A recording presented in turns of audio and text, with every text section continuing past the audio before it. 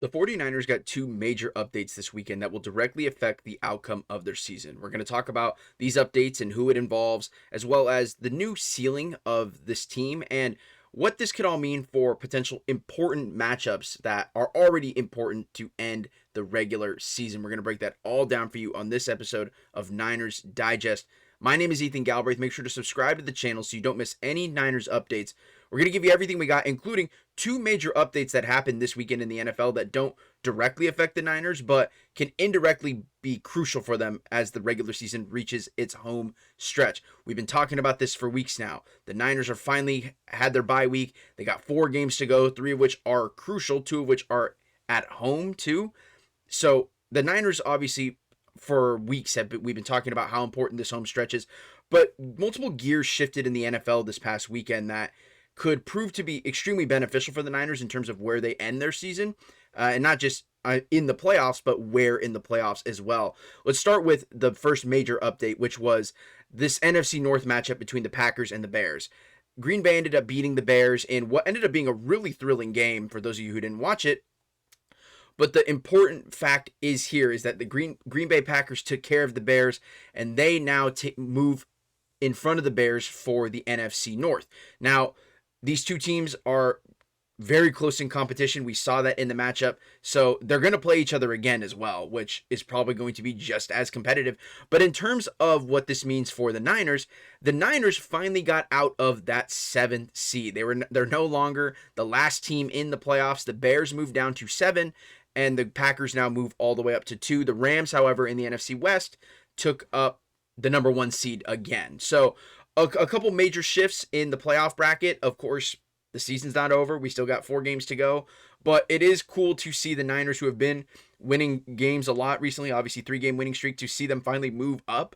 And, with the stretch of the season that they're about to have, they can move up even further. And as we've seen, this is what their final stretch looks like. 4 games to go.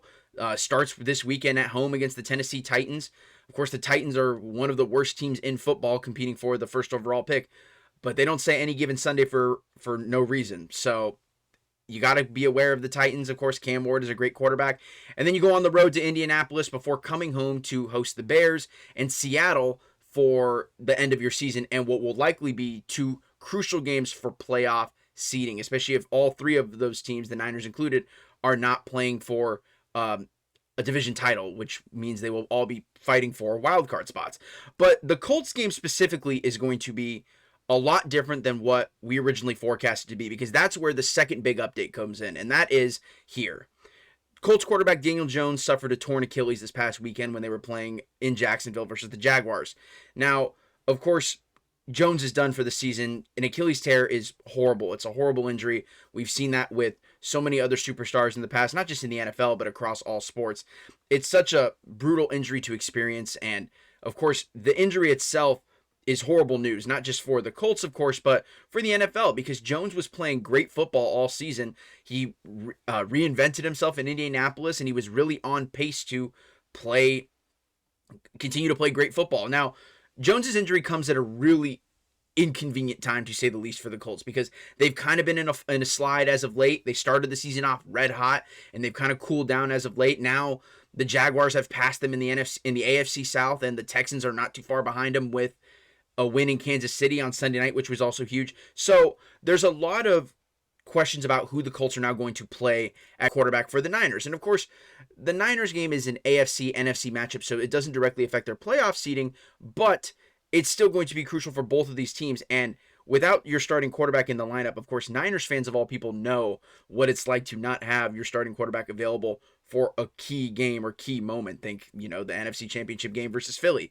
But the Colts are really in trouble, it seems like, because according to Yahoo Sports, rookie quarterback backup Riley Leonard, also suffered a knee injury this past weekend versus the Jaguars. So there's a lot of questions about who the Colts are even going to be able to trot out in 2 weeks versus the Niners. Of course, they're not going to play Jones. Anthony Richardson has not been activated off IR. So if Riley Leonard isn't available, there's just a lot of questions about who the Colts are going to trot out there at home on Monday night versus the Niners. So the Niners must take advantage of this. This is obviously a game that we've had circled more recently because of the Colts' red hot start. Not a lot of people predicted that. But now with the Colts in a slide and Daniel Jones injured and a lot of questions about who the Colts are even going to bring out for quarterback, it's all the more reason why the Niners need to take advantage of this game. Of course, they haven't won a game versus the AFC South yet. They lost to the Jaguars and the Texans. They get a chance to put a win in that column versus the Titans this weekend, and then add to it against the Colts. So the Colts game, it became a lot more manageable for the Niners. Of course, again, any given Sunday, the NFL and teams have a great way of rallying around backups when important players go down. So you cannot take this game for granted, especially in prime time. But now it becomes a lot more workable, is my point. And so I think in terms of what this means for the Niners seeding, the sky's the limit. If we go back to the standings right now, the Niners have a realistic opportunity to win every single game now for the rest of their schedule. Of course, far easier said than done, but when three of your final four final games are at home, that is especially beneficial. And as I mentioned in my last video, heading into this past weekend, the Niners are expected to get a lot of important players back. Eddie Pinheiro, the kicker, is one of them, chief among them. And Tatum Bethune, the Fred Warner's replacement linebacker, he's expected to come back soon. So those are just two of the multiple players that the Niners are expected to come back and make this late season push with. And with Daniel Jones' injury in Indianapolis, the Bears kind of rattled. They slip all the way to 7. There's a lot of potential workability here with how the Niners can move all the way up. Of course, again, you split the season series with the Rams again. You're going to try and sweep the Seahawks, and if you could beat the Bears, that keeps you in front of them. So there's a lot of operating room that I think a lot of Niners fans didn't expect to have. Again, I always go back to when the Niners lost to the Rams at home just 4 weeks ago, put them down to 6-4, and there were questions about if the Niners were even going to make the playoffs. And now here the Niners are 4 weeks later off 3 straight wins and a bye week, and their 4 games ahead of you look extremely advantageous. So I think that when you look at David Lombardi puts this up perfectly about what this potential ceiling for the Niners is. He said the 49ers will be favored in the next 3 games. If they hold serve to win all 3, and LA loses to either Detroit or Seattle, and Green Bay loses to Denver or Chicago, the Niners and Seahawks game to end the season will be a battle for the 1 seed, which is a crazy idea to even comprehend because, again, just 4 weeks ago, we didn't know if the Niners were going to make the playoffs, and with all of their injuries, we didn't know if the Niners could even... This situation was not even fathomable just about a month ago. And now here the Niners are with all of these injuries and yet still chugging along and very realistically have a shot at the number 1 seed. And then, of course, Lombardi adds, and the 49ers will be just 4 straight home wins away from a Super Bowl title. Again, Levi Stadium is hosting the Super Bowl this year. The Niners could be just the 3rd team to win a Super Bowl in their home building. So there's a lot of different signs pointing to a lot of a potential really high ceiling for the Niners. And again, you don't want to get ahead of yourself because we've seen with other teams, the Colts, that it just happened to them. The wheels can fall off very quickly. And Niners fans, of course, know this better than any other team with all the injuries they've experienced, not just this year, but in the last 5 to 6 years under Kyle Shanahan. So you don't want to get your hopes up, but it looks very promising. So my final thoughts are, I just want to end with this tweet that I thought was funny, because the Niners have moved up to the 6th seed after a Bears loss, and there's a graphic of Fred Warner kind of just healing. He's powering up. Now, I talked about this in my last video about how the Niners have not closed the door on Fred Warner's ability to play this season. They're kind of, John Lynch said it, kind of rehabbing as if he's coming back for something.